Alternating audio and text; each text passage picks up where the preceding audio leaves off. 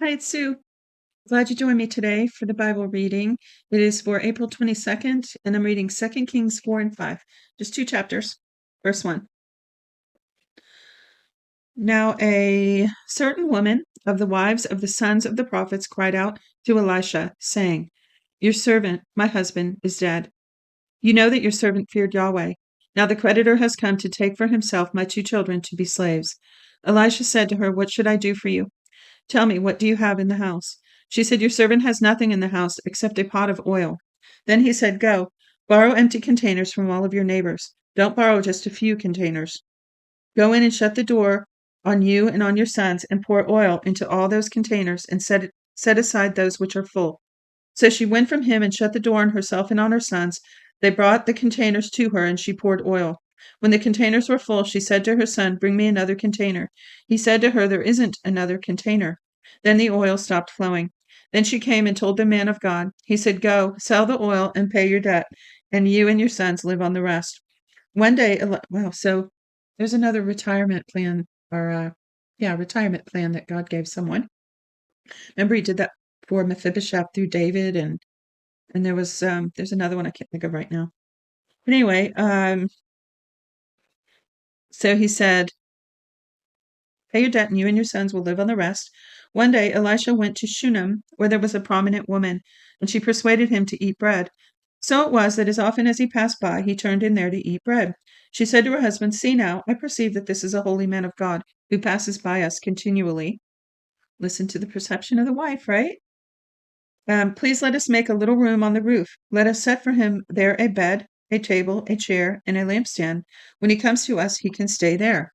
So she was very perceptive, because little did they know God was setting them up for the future. And it's just good that the husband listened to her, because she really was hearing from God on that.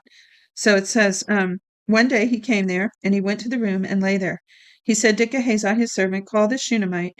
When he had called her, she stood before him. He said to him,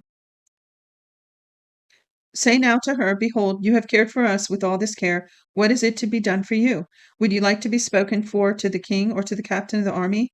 She answered, I dwell among my own people. He said, What then is it to be done for her? Gehazi answered, Most certainly she has no son, and her husband is old.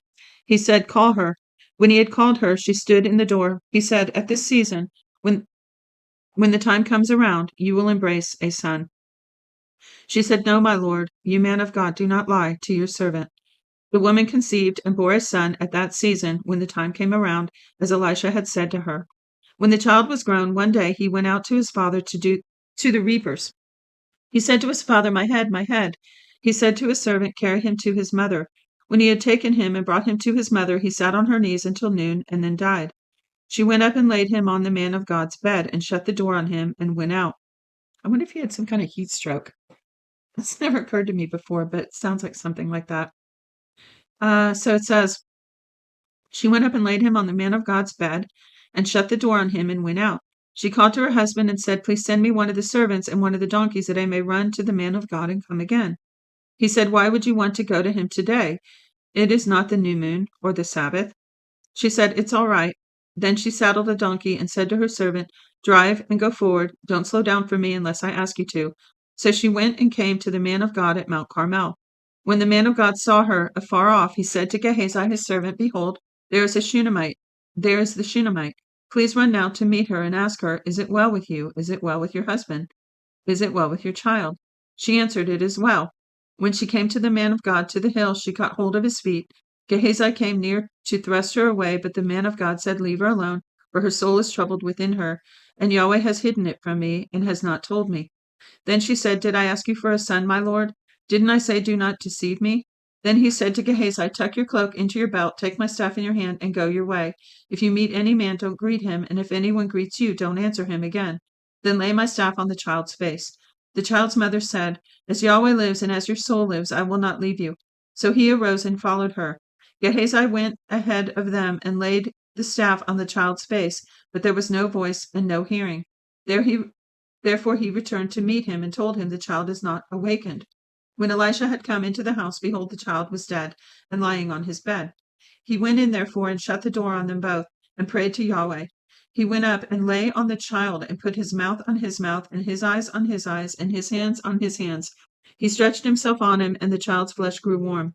Then he returned and walked in the house once back and forth and went up and stretched himself out on him. Then the child sneezed 7 times, and the child opened his eyes. He called Gehazi and said, "Call the Shunammite." So he called her. So he called her. When she had come into him, he said, "Take up your son." Then she went in, fell at his feet, and bowed herself to the ground. Then she picked up her son and went out. Elisha came again to Gilgal. There was a famine in the land, and the sons of the prophets were sitting before him, and he said to his servant, "Get the large pot and boil stew for the sons of the prophets." One went out into the field to gather herbs and found a wild vine, and gathered a lapful of wild gourds from it, and came and cut them. They cut them up into the pot of stew, for they didn't recognize them. So they poured out for the men to eat. As they were eating some of the stew, they cried out and said, "Man of God, there is death in the pot." And they could not eat it. But he said, "Then bring meal." He threw it into the pot, and he said, "Serve it to the people that they may eat." And there was nothing harmful in the pot. So how did he do that? He put salt in the water earlier, and I guess it was yesterday, and it became drinkable. And now he put meal in the soup, and it became edible. So was that just a point of contact for his faith? Was he obeying something he saw, that God showed him to do? Very interesting. So it says he threw it in the pot, and he said, "Serve it to the people that they may eat." And there was nothing harmful in the pot. A man from Baal-Shalisha came and brought the man of God some bread of the first fruits, 20 loaves of barley and fresh ears of grain in his sack. He said, "Give it to the people that they may eat." His servant said, "What? Should I set this before 100 men?" And he said, "Give it to the people that they may eat. For Yahweh says, they will eat and will have some left over." So he set it before them, and they ate, and they had some left over according to Yahweh's word. So it's just like when Jesus multiplied the fish and the loaves twice in the Gospels, right? So there's third incidence of that happening. Very interesting part of scripture today. Well, that's it for today's reading. 2 short chapters. Thanks for joining me. Till next time, shalom, shalom.